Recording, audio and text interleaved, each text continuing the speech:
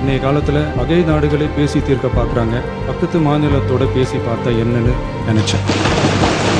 ஒருவேளை அந்த அட்டெம்ப்டில் ஒரு அவமானம் நேர்ந்தா என்ன செய்யன்னு சில பேர் கேட்டாங்க. அப்படி நடந்தா தமிழ்நாட்டு மக்களுக்காக அதையும் தாங்க தயாராக தான் இருக்கு.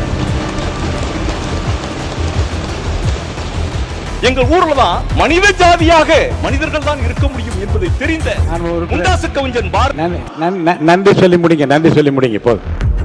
பார்ட்டி என்ற ஒரே வார்த்தையில எழுந்து போனீங்க. இப்ப அப்படி நடக்காது சார், இப்ப நடக்கவே நடக்காது.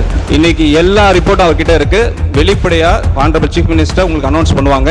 அதை நீங்க படிக்கிறதுக்கே கிட்டத்தட்ட எனக்கு தெரிஞ்சு உங்களுக்கு 100 நாள் மேல ஆயிடும். அதை முடிச்சுட்டு வந்து இப்ப பேசுங்க. இங்க நான் எல்லாம் டீட்டெயிலா சொல்றேன் உங்களுக்கு. தேங்க்யூ. பேசுங்க.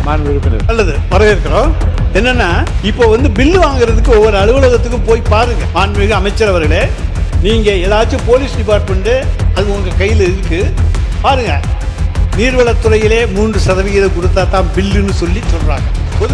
அமைச்சர் 5% நீர்வளத்துறை அமைச்சர் மாண்பு பேரத்தலைவரே அவர்களே, அவர் ஆதாரத்துடன் சொல்லணும். அது பழைய காலம். அது இந்த காலத்துல ₹1 நாங்க வாங்கணும்னா இந்த இடத்துல நாங்க எங்களை உட்கார வைக்க மாட்டார் எங்களுடைய முதலமைச்சர். அதனால ஆதாரத்துடன் அவர் சொல்லணும்ன்றதை நான் கேட்டுக்கொள்கிறேன்.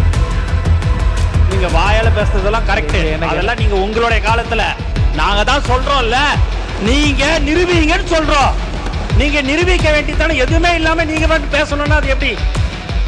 முதலமைச்சர் சொல்லிக்கிட்டே தான் இருக்காரு, உங்களை யாரும் லஞ்சம் வாங்கக்கூடாது, எது பண்ணக்கூடாதுன்னு. அதுக்காக அடிதடி நடக்காம இருக்கா என்ன இருக்கு? அவர் சொல்றதே நீங்க யாரும் கேட்க மாட்டேங்கிறீங்கிறது எங்களுக்கு வருத்தம். உறுப்பினர் பேசியது அவைக்குழு நீக்கப்படுகிறது.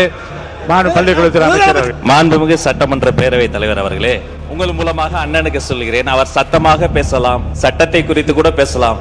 ஆனால் உண்மைக்கு புறமானதை பேசாமல் கொஞ்சம் உண்மையை பேசினால் நன்றாக இருக்கும் என்பது எங்களுடைய கோரிக்கை.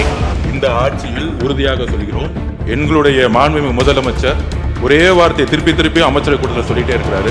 லஞ்சம் என்பது மிகப்பெரிய குற்றம்னு ஒவ்வொரு அமைச்சர்ட்டையும் சொல்லிட்டு இருக்காரு. அப்படி யாராச்சும் ஈடுபட்டால் இங்க இருக்கக்கூடிய ஒருத்தர் கூட அமைச்சராக இருக்க முடியாதுங்கிறத பதிவு பண்ணிட்டே இருக்காரு. இதுவரையும் எந்த துறையிலையும் ₹1 கூட அமைச்சர் முதற்கொண்டு சட்டமன்ற உறுப்பினர் முதற்கொண்டு ₹1 கூட லஞ்சம் வாங்கவில்லை.